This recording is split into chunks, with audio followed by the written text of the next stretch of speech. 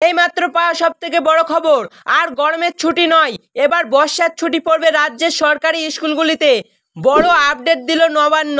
তাপমাত্রা কমে আসা এবং বর্ষার পূর্বাভাস থাকায় রাজ্য সরকার গরমের ছুটি আর বাড়াচ্ছে না। এবার বর্ষার ছুটি পড়তে পারে রাজ্যের সরকারি স্কুলগুলিতে। বড় আপডেট দিল নবান্ন। আর গরমের ছুটি নয়, দাবদাহ কমতেই এমন সিদ্ধান্ত নিল রাজ্য সরকার। কোনোভাবেই আর বাড়ানো হবে না গরমের ছুটি। তবে কি এবার বর্ষার ছুটি দিল রাজ্য সরকার? সোমবার থেকে তাপমাত্রা কমেছে অনেকটাই। তার মধ্যে মঙ্গলবার থেকে বর্ষা আসার পূর্বাভাস দিয়েছে রাজ্য সরকার। সব মিলিয়ে এবার আর ছুটি দেওয়া চলবে না বলেই জানিয়েছে রাজ্য সরকার। প্রশ্ন উঠেছে, তবে কি পড়তে পারে বর্ষার ছুটি?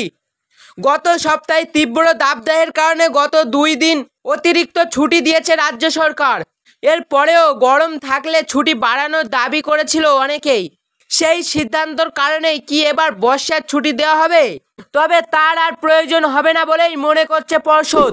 যেহেতু তাপমাত্রা বেশ খানিকটা কমেছে, তাই আর আপাতত বাড়ছে না ছুটি।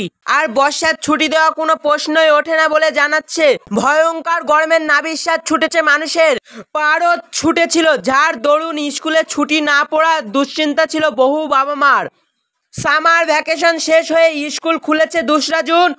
পরে ভয়ঙ্কর গরমের কারণে বাড়তি ছুটি পড়েছে আরও 2 দিন।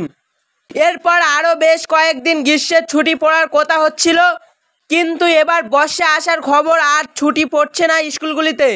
আপাতত পড়বে না বর্ষার ছুটি। হ্যাঁ বন্ধুরা, বর্ষার ছুটি পড়ছে না।